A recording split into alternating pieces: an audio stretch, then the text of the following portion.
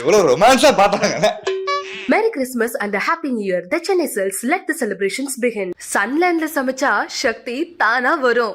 நமக்கு பிடிச்ச விஷயத்துக்காக நம்ம முடிஞ்ச வரைக்கும் எல்லா வகையிலும் ட்ரை பண்ணணும். அதுக்கப்புறமா அது நம்ம கிடைக்கலன்னா மறந்துட்டு போயிட்டே இருங்க ப்ரோ. சரக்கு போட்டுக்கிட்டே தான் வந்து முன்னாடி கால் ஒருத்தன் தலையில இருக்கும், இங்கிட்டு ஒருத்தன் கால் இன்னொருத்தன் தலையில இருக்கும்.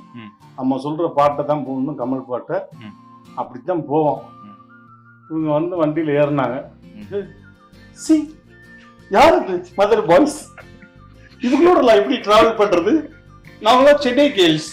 அடேப்பா, பெரிய பாம்பே மாடல், ஹைதராபாத், ஃபாரின்ல இருந்து வந்திருக்காங்க ஹீரோயின். பாடி ஷேமிங் மட்டும் கிடையாது, எல்லாத்துலயும் ஷேம் பண்ணுவாங்க. நம்ம அதை பத்தி யோசிக்கவே கூடாது, தட்டி விட்டு போயிட்டே இருக்கணும். நான் என்ன சொன்னேன்னா, நீ இல்லைன்னா நான் ஏதோ டான்ஸ் ஆகிட்டு எனக்கு ஒரு கரஞ்சார் வண்டியில டீ கடையில வேலை பார்த்துட்டு எப்படியே இருந்துட்டு ஒரு ரியலிஸ்டிக்கா சொன்னேன். நீ நான் இல்லைன்னா ஒன்னு அசிஸ்டன்ட் கோரியோகிராஃபர் ஆகி 4 பேத்துக்கு வந்து கிளாஸ் எடுத்து நான் பிறக்கும் போது வேணா தனியா பிறந்திருப்பேன். நான் நாளைக்கு செத்து வெளியில போகும்போது என் பின்னாடி ஒரு 1000 பேர் அழுது நிக்கணும்.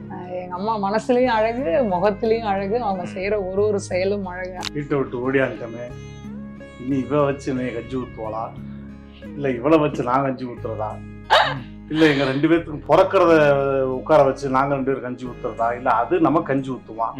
இந்த வாழ்க்கை இப்படியே போயிருமா, பேசாம இல்லைன்னா துபாய்க்கே போயிடலாமா, அப்படிலாம் ஒரு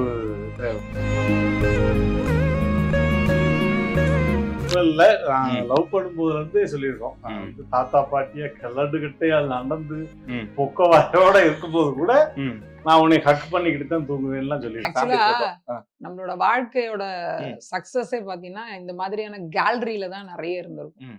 ஏன்னா பாத்திருப்பீங்களா, பழைய வீட்டுக்கெல்லாம் போனீங்கன்னா அவங்களோட தாத்தா பாட்டியோட போட்டோஸ், அவங்களோட குழந்தையோட போட்டோஸ் எல்லாம் வச்சிருப்பாங்க. ஏன்னா அவங்க வாழ்ந்த வாழ்க்கை, அவங்க வாழ்க்கையில நிறைய விஷயங்கள் சக்சஸ் பண்ணியிருப்பாங்க இல்லையா.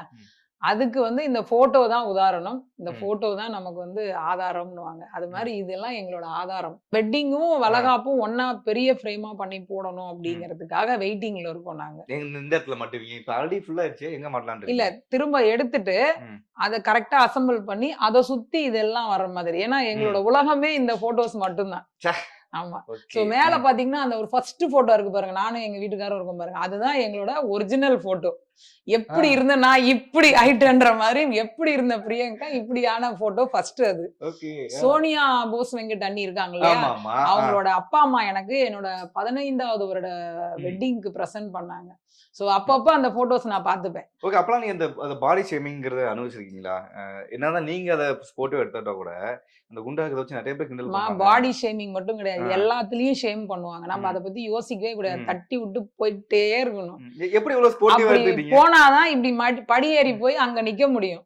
நான் இங்கேயே நின்னு அதை பத்தி யோசிச்சுக்கிட்டே இருந்தேன்னு வச்சுக்கேன், என்னால சக்சஸ் ஆகி மேல போகவே முடியாது. சரியா?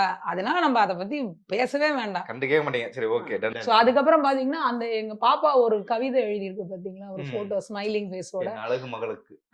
எஸ், அது வந்து என் பாப்பாவோட பர்த்டேக்கு ராகவ மகேஷ்ன்னு சொல்லிட்டு கவிஞர் ஒருத்தர் இருக்காரு தஞ்சாவூர்ல, தஞ்சை ராகவ மகேஷ். அவர் வந்து ஒரு ரியாலிட்டி ஷோல ஸ்டாண்டப் காமெடியன்.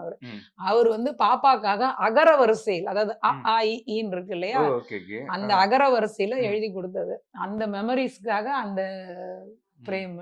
அதுக்கு அடுத்தது கீழே பாத்தீங்கன்னா நம்ம கமல் சாரோட டிராயிங்கை வந்து வரைஞ்ச அண்ணன் அவரு, ஸ்ரீதர் அண்ணன் சொல்லிட்டு. அவர் வந்து 3D ஆர்ட் எல்லாம் நிறைய 4D 5D எல்லாம் பயங்கரமா பண்றவர். அவரு வந்து சங்கரை வந்து ஒரு ஜட்ஜா உட்கார வச்சு பார்க்கணும் எப்படி இருக்கும்னு சொல்லிட்டு சங்கரோட பர்த்டேக்கு பிரசன்ட் பண்ணாரு.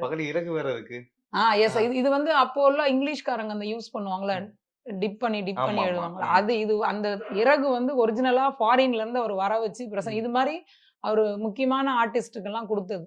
ஸோ சங்கர் எனக்கு உன்னை ரொம்ப பிடிக்கும், அதனால உனக்கும் வந்து ப்ரெசென்ட் பண்ணணும் அப்படின்னு சொல்லி ப்ரெசென்ட் பண்ணாரு. ஸோ இந்த இடத்துல ஸ்ரீதர் அண்ணாவுக்கு நான் தேங்க்ஸ் பிடிக்கிறேன். ஏன்னா ஃபேஸ் எடுத்து அழகா செட் பண்ணி, நிஜமா நான் சொன்னேன், சங்கர் நீ ஜட்ஜுக்கு படிச்சிருந்தேன்னா இப்படிதான் இருந்திருப்பேன் அப்படின்னு நான் சொன்னேன்.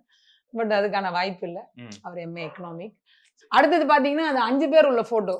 அந்த போட்டோவும் வந்து எங்களோட அனிவர்சரிக்கு தம்பி பிரசன்ட் பண்ணாரு. அதுல வந்து பாத்தீங்கன்னா நானு, தம்பி, பாப்பா, அப்புறம் எங்க அக்கா பையன் அவன் வந்து என்னோட வளர்ப்பு புள்ள வினோத்குமார்னு. எங்களோட என்ன சொல்றது, எங்களுக்காகவே படைக்கப்பட்ட ஒரு ஜீவன், எங்களுக்காகவே எழுதப்பட்ட ஒரு ஜீவன். நீங்க பாத்திருப்பீங்க அன்னைக்கு ஃபங்க்ஷன்ல பாத்திருப்பீங்க, மாலை போட்டு கிரீன் கலர் துண்டு ஆமா, போட்டுட்டு ஆமா, ஒருத்தர் எல்லாரையும் ஆமா, எல்லா receive வேலையும் பண்ணி சாப்பிடுங்க, பார்த்திருக்கேன். அது பண்ணுங்க, இதை பண்ணுங்க. Okay okay. சோ அந்த ஒரு ஜீவன். எனக்கு ஒரு டவுட் இருக்கு. இப்போ சினிமாலயும் சரி வந்து வெளியும் சரி நாடகத்துலயும் சரி ஃப்ரெண்ட்ஸ்லாம் பேசுவாங்க ஆனா போயிருவாங்க. ஆனா உங்க ஃப்ரெண்ட்ஸ் பார்க்கும்போது ரொம்ப க்ளோஸா இருக்காங்க. உங்களுக்காக என்ன வேணா பண்ண ரெடியா இருக்காங்க. அந்த மாதிரி எப்படி நீங்க பழக்கம் எப்படி